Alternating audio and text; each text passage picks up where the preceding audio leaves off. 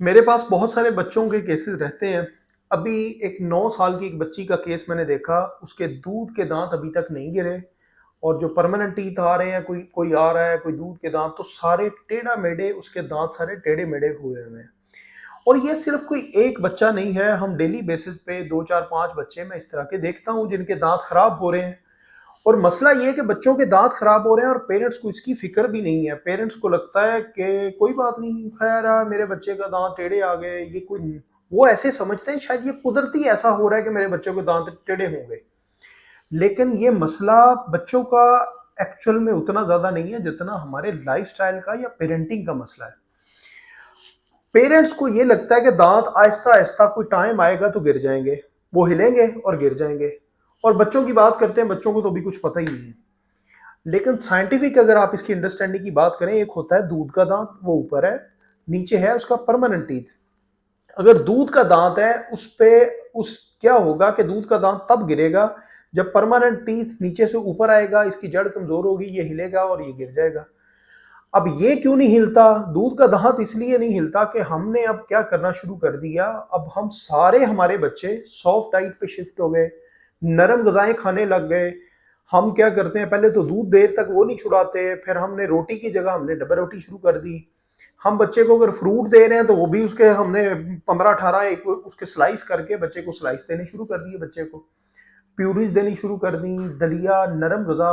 हमें ये लगता है कि सिर्फ बच्चे का ये प्रॉब्लम है, बच्चे की ग्रोथ के लिए ये है कि उसकी खुराक जिस्म के अंदर चली जाए तो ठीक है। वो खुराक तो चली गई, लेकिन जो डेंटल हेल्थ है हमने उसका ख्याल ही कोई नहीं किया, ना कोई कर रहे हैं। और पेरेंट्स इतने इग्नोरेंट हैं, उनको पता भी नहीं है कि ये उनकी वजह से ये बच्चे, आपके बच्चों के सारी डेंटल हेल्थ खराब हो रही है। अब जब बच्चे सॉफ्ट डाइट पे रहेंगे तो कोई स्टिमुलस नहीं मिलेगा कि इस, ये जो सॉफ्ट टीथ है ये नीचे, कोई स्टिमुलस नीचे नहीं जाएगा कि नीचे जो हड्डी है गम्स के नीचे, वहां तक स्टिमुलस जाएगा कैसे अगर हम हार्ड डाइट पे शिफ्ट होंगे। अब आज से अगर हम 20 30 साल पीछे जाएं तो होता क्या था कि हमारे पेरेंट्स क्या करते थे, हमें कभी, अगर हम गांव की बात करते हैं तो हमें कभी गन्ने देते थे, गन्ने लोग खाते थे, फिर उसके अलावा चने भुने हुए, वो रोज बड़ी बड़ी रूटीन होती थी, लोग वो खाते थे।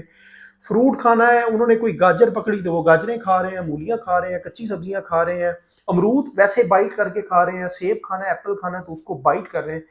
आज अगर हम देखें कि इस पैटर्न को हमने छोड़ के तो हम किस पैटर्न पे शिफ्ट हो गए, हमने क्या किया कि सेब भी है तो उसके 15 टुकड़े करके तो हमने बच्चे को दे दिए। बच्चे को ना हींग लगे ना फटकड़ी, दांतों को स्टिमुलस ही नहीं नीचे जा रहा कि आपके परमानेंट टीथ ऊपर आए। जब परमानेंट टीथ ऊपर नहीं आएंगे तो होगा ये कि दूध वाले दांत गिरेंगे नहीं, नीचे से जो दूसरे दांत है वो आएंगे नहीं। अगर वो कोई छोटा मोटा स्टिमुलस आया भी तो इसकी जड़ अगर वीक ना हुई, ये ना टूटे, तो फिर टेढ़े मेढ़े आएंगे।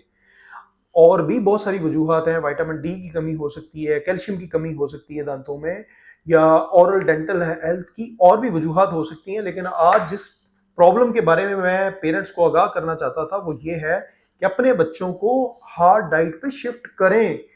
उनको रोटी देनी है तो रोटी खिलाएं ना, हम उसको डबल रोटी तो ना दें।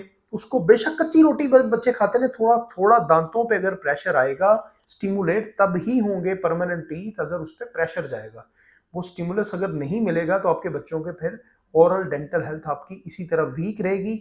और ये जो एक्चुअल में प्रॉब्लम है ये बच्चों का इटसेल्फ नहीं है, ये हमने खरीदा है या हमने मॉडर्नाइजेशन के नाम पे हमने ये काम खुद किया है कि पेरेंट्स इग्नोरेंट रहे, पता नहीं है बच्चे को क्या दें क्या ना दें, तो उसकी वजह से आपके बच्चों की ओरल डेंटल हेल्थ खराब हो रही है।